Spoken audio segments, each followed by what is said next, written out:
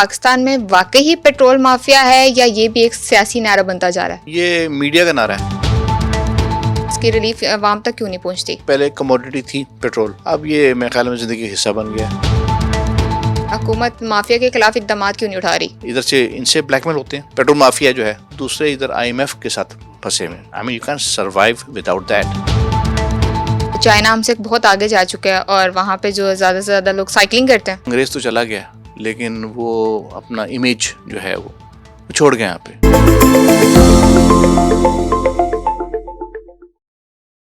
अस्सलाम वालेकुम, मैं हूँ शीर मलिक।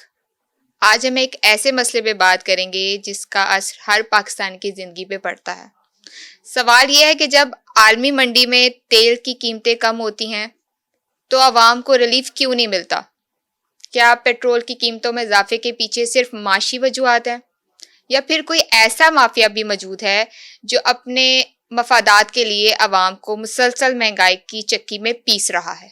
आज हम जानने की कोशिश करेंगे कि आखिर पेट्रोल माफिया कौन है, इस पर किसका कंट्रोल है और आवाम को इससे निजात कब मिलेगी। मेरे साथ स्टूडियो में मौजूद हैं सैयद मोहम्मद जाफरी साहब। आइए उनसे बात करते हैं। अस्सलाम वालेकुम, कैसे हैं आप? वालेकुम सलाम, आई एम ओके। आप कैसी हैं? खैरियत से? मैं भी अल्हम्दुलिल्लाह ठीक हूँ। अच्छा, ये बताइएगा कि पाकिस्तान में वाकई ही पेट्रोल माफिया है या ये भी एक सियासी नारा बनता जा रहा है? ये मीडिया का नारा है। क्या हाउ अबाउट दैट? माफिया का लफ्ज जोड़ दिया गया और जब से लोग परेशान हुए हैं ना, जंग शुरू हुई है या इवन उससे अगर पहले चले जाएं, पेट्रोल की जो है प्राइसेस हैं ऊपर नीचे, रात के 12 बजे पता लगा 20 रुपए बढ़ गया जी, सो एंड सो फोर्थ। तो वो फिर एक ये आवाज बनी आवाम की, उस आवाज को कहा गया एक पेट्रोल माफिया एग्जिस्ट करती है जी, और ऐसा है भी। तो माफिया जरा एक नेगेटिव वर्ड है, तो इसलिए इसके साथ चिपका दिया गया जी। So that's how it is. या सही। तो कहा जा रहा है जी आलमी मंडी में तेल सस्ता हो जाता है, लेकिन ये आवाम तक क्यों नहीं मिल रहा है? इसकी रिलीफ आवाम तक क्यों नहीं पहुंचती? पहले तो आप बात करें कि पेट्रोल महंगा हुआ था जब ये जंग शुरू हुई है। सिंस हम देख रहे हैं फरवरी, बहुत ज़्यादा पेट्रोल की प्राइस बढ़ी और मैं कह सकता हूँ नियरिंग 500 रुपीज़ लीटर पेट्रोल हो गया था। ठीक है, और लोगों तो चीखें निकल गई ना। फिर मार्केट की डिस्ट्रीब्यूशन नेटवर्क है किसी भी चीज़ का, वो महंगा होता है, फिर उसके साथ डीजल भी महंगा है, तो ट्रैवलिंग भी महंगी है। एवरीवेयर इट इज़ प्रॉब्लम, क्योंकि ये एक पहले कमोडिटी थी पेट्रोल, अब ये मेरे ख्याल में जिंदगी का हिस्सा बन गया है जी। बिल्कुल ऐसा ही है। साइकिलें आपने देखा है सड़कों से गायब हो चुकी हैं। ठीक है, और डिस्टेंस बहुत ज़्यादा हो गए। बहुत रेयरली कोई साइकिल को इस्तेमाल करता है। पैदल चलने की तो जगह है ही नहीं, कहीं तो फुटपाथ ही नहीं है, तो जिंदगी को रिस्क में डालने वाली बात है। तो आप कोई ना कोई चीज़ बोरो करेंगे, कोई मोटरसाइकिल हायर करेंगे या कोई रिक्शा लेंगे, जो भी बहरहाल, तो पेट्रोल से चलने वाली चीज़ पे आप बैठ के जाएंगे या डीजल से चलने वाली चीज़ के ऊपर आप बैठ के जाएंगे, तो पेट्रोल तो आप कंज्यूम करेंगे, तो कोई ना कोई उसका पे कर रहा है। आप किराए की शक्ल में देखते हैं, लेकिन समबडी इज बाइंग इट, तो इससे तो छुटकारा नहीं है। तो ये चीज़ गवर्नमेंट को पता है। ये चीज़ एक इदारा है IMF जो कि हमें चीज़ें काफ़ी हद तक डिक्टेट करता है कि आपने ये करना है। तो जो नेशनल डेट को कम करने की उन्होंने कहा आप इनसे पैसे लें पेट्रोल के साथ जोड़ के, तो दैट्स वेयर वी आर। और इस तरह चीज़ें आगे चल रही हैं। भाई क्या करें? देखा जाता है कि पेट्रोल जब बहुत महंगाई बढ़ जाती है, पेट्रोल को महंगा किया जाता है, कोई जंग स्टार्ट हो जाए, कोई मिसाइल बस उड़ने भी लगे, तो सबसे पहले हमारे पाकिस्तान में पेट्रोल जो है महंगा होता है। और इसका सबसे ज़्यादा इफेक्ट जो होता है वो एजुकेशन डिपार्टमेंट में आता है। आप देखते होंगे सबसे पहले वो स्कूल क्लोज करते हैं, यूनिवर्सिटी कॉलेजेस, ये सब चीज़ें बंद कर दी जाती हैं। ठीक है, तो इस मसले में आप क्या कहेंगे? देखिए, अब आपने पेट्रोल माफिया को छेड़ दिया ना, तो अब इसका जिक्र भी सुन लें। फिर पाकिस्तान में जो मोटे मोटे नाम है, टोटल पार्को है, शेल है और गो पेट्रोलियम है, इस तरह आरामको भी अब आ गया। तो ये एक प्राइवेट कंपनीज हैं और ये कोई शेयर है इनका कोई 58% मार्केट शेयर करती है। इनमें गवर्नमेंट कंपनी भी है जिसको PSO कहते हैं जनाब, तो उसके हालात काफ़ी मखदूश हैं। उसका भी मैं जिक्र करूँगा क्या है वो। तो ये जो है they have formed a cartel. इनकी एक ऑर्गेनाइजेशन जिसको कहते हैं OCAC, oil companies advisory council है, कमेटी है, OCAC कहलाता है। वो इनके बिहाफ पे जो है गवर्नमेंट से नेगोशिएट करती है। ठीक। अब इनका जो वाकई धंधा है जिसकी वजह से माफिया कहलाती हैं, वो ये है कि it's false reporting of data. Data से मुराद जो उनकी स्टोरेज है उसकी जी। कैपेसिटी क्या है, वो उसका एग्जैक्ट डेटा नहीं दिया जा सकता। हम्म। 60 ऑयल मार्केटिंग कंपनीज हैं जी। जिसमें 36 जो है ऑन पेपर। ये मैं अपनी तरफ से नहीं कह रहा, एक जुडिशियल कमीशन बिठाया गया था जिसमें चीज डिस्कवर हुई कि इसमें से 36 जो है वो कागजी कंपनियां हैं और बाकी जो 60 इस तरह टोटल बनता है। जब एक कंपनी फॉर्म होती है तो they have to establish a storage, okay. और स्टोरेज से मुराद ये है कि आपके पास 20 दिन का स्टॉक हो for an any national emergency. That is the requirement by OGRA. OGRA जो है is oil and gas regulatory authority. तो you have to go by its rules.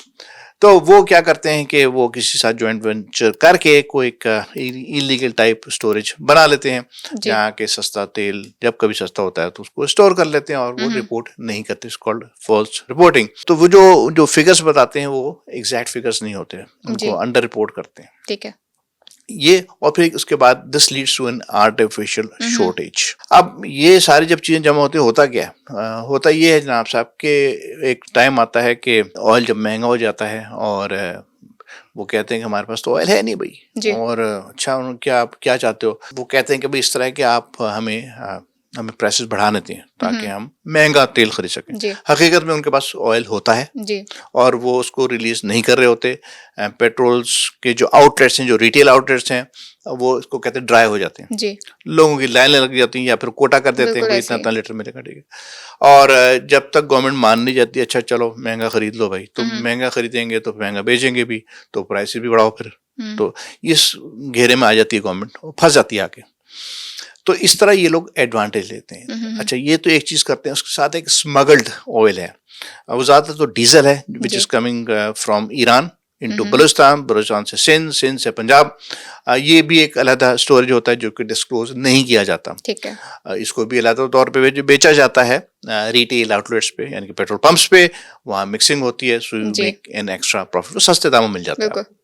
तो ये सारी गेम चल रही है, ठीक है, और गवर्नमेंट बीच में फंसी हुई है। अब फंसी हुई क्यों है भाई? आपके पास तो पीएसओ नाम की एक कंपनी है, Pakistan state oil, which is owned by the government.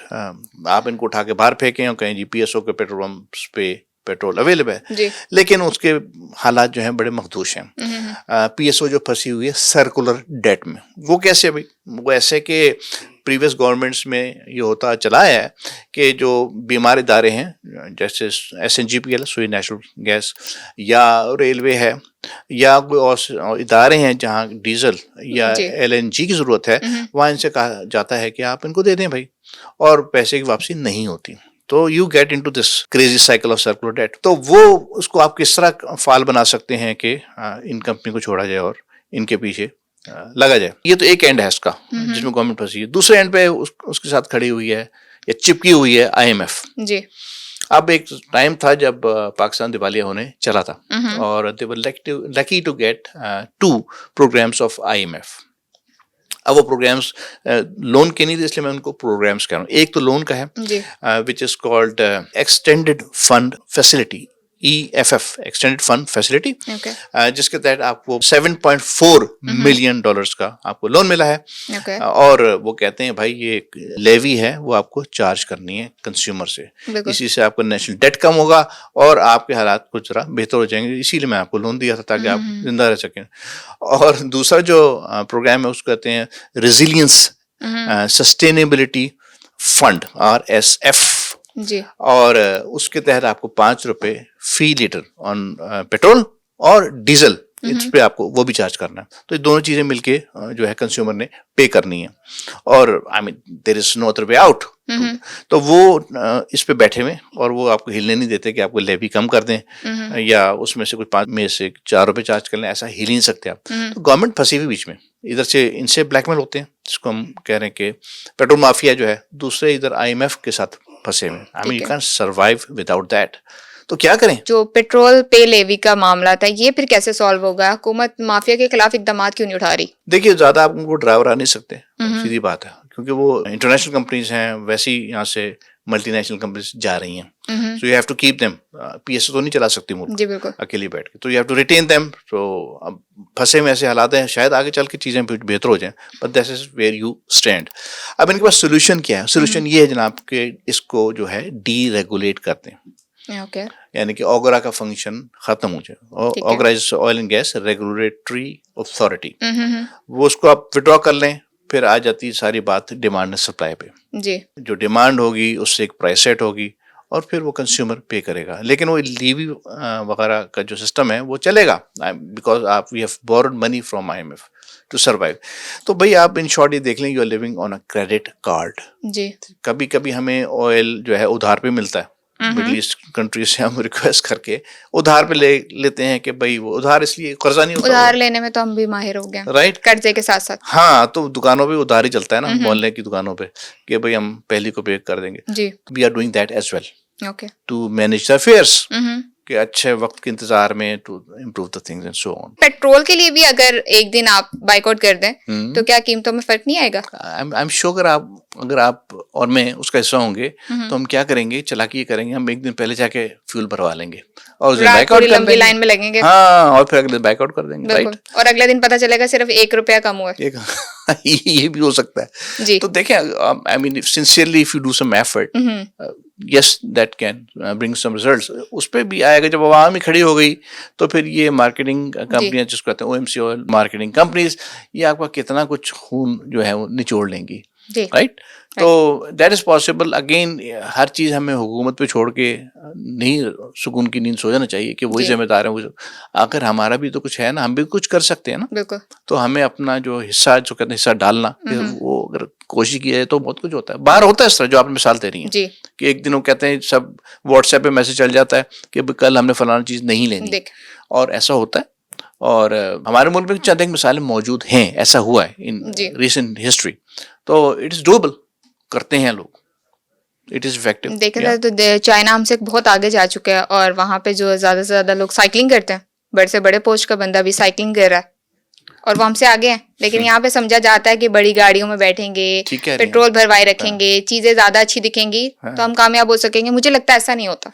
वो देखिए, असल में अंग्रेज तो चला गया, लेकिन वो अपना इमेज जो है वो छोड़ गए यहाँ पे, ठीक है। हम उसको कॉपी करने की कोशिश करते हैं। वो अपनी कुर्सियां छोड़ गया, वहाँ हम लोग जाके बैठ गए, और उसके बाद वो कुर्सियां जो है जागीरदारों में आ गई। ये दिखावा जो है ये सब जागीरदारों का काम है, बड़े से बड़े खाने करने, जाहो जलाल दिखाना अपना। तो ये कल्चर हम वहां से कॉपी करते हैं। यही फिर आप ड्रामों में रिफ्लेक्ट होता है, तो आप टीवी खोलते हैं वही नजर आता है। तो साइकोलॉजिकली आर सो इफेक्टेड कि आप उस पे चीजों पे कॉम्प्रोमाइज करना नहीं चाहते। हालांकि आप भैया गरीब मुल्क है, मान लें, आप उनको देख लें, जिस तरह आपने कहा कि वो यूरोप में देखें प्राइम मिनिस्टर भी साइकिल चला जाता है, उनको शर्म नहीं, ऐसे ही हो रहा है, राइट। बिल्कुल। लेकिन वो यहाँ हम उसमें फंसे हुए ना, यहाँ पे आगे और पीछे जो प्रोटोकॉल की गाड़ियां नहीं मानाती, वो उसकी गिनती खत्म नहीं होती। जी बिल्कुल। उसमें एम्बुलेंस भी चलती है, उस पे भी आम आवामी वेट कर रही होती है। हाँ, वो लेकिन अगेन वही जाहो जलाल, शान और शौकत, बिल्कुल, कि मैं और बड़ा हो गया और बड़ा हो गया। I mean this is endless, this is your craziness of your mind.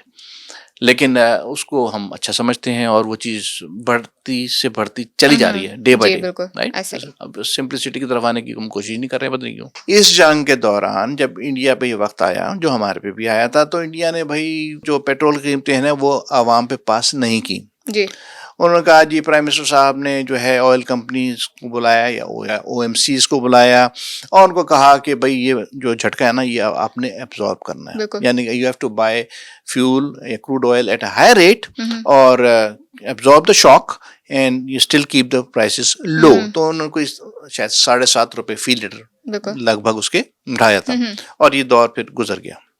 लेकिन ये नहीं बताते कि जो 3 कंपनियां हैं जो कि उनकी मेजॉरिटी मार्केट हो रहा है, 90% की जो मार्केट कंट्रोल करती हैं, जिसमें कि भारत पेट्रोलियम है, हिंदुस्तान पेट्रोलियम है, इंडियन ऑयल कंपनी है, ये तीनों जो है स्टेट ओन है, गवर्नमेंट ओन है, सेंट्रल गवर्नमेंट उसको ओन करती है। तो भाई इसमें कौन सा कमाल कर दिया आपने? कोई वो ऑयल मार्केटिंग कंपनी जो कि प्राइवेट है उनसे कहा था? नहीं, आपने तो स्टेट कंपनीज को कह दिया, हुक्म दे दिया, उस तरह हो गया।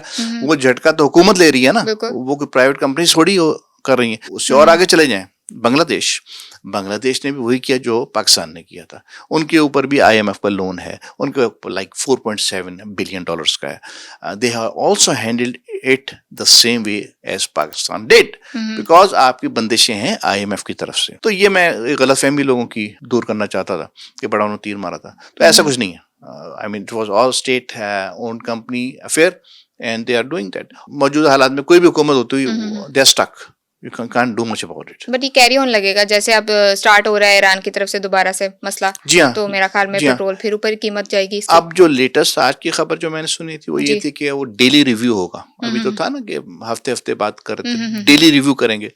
वो इसको शायद कंट्रोल करने के लिए, जो इतना इम्पैक्ट आ रहा है एंड यूजर के ऊपर, तो इसको किसी तरह मिनिमाइज किया जाए, इनके जी साथ भी बिल्कुल। कुछ खेल खेला जाए ओएमसीज के साथ। Government is trying to do that, तो शायद इस सूरत में कुछ बेहतरी आ जाए आवाम जी, के लिए। आज की गुफ्तगू का मकसद सिर्फ तनकीद करना नहीं बल्कि हकाइक सामने लाना है और जिम्मेदार अदारों को जवाबदेह बनाना था। अगर पेट्रोल माफिया वाकई मौजूद है तो इसके खिलाफ मौसर कार्रवाई वक्त की अहम ज़रूरत बन चुका है, क्योंकि इसका बराह रास्त असर हर शहरी की ज़िंदगी और मुल्क की मईशत पर पड़ता है। अपने राय हमें ज़रूर बताइए। अगले प्रोग्राम में एक नए और अहम मौजू के साथ दोबारा पेश होती हूँ। मुझे इजाज़त दीजिएगा। अल्लाह हाफ़िज़।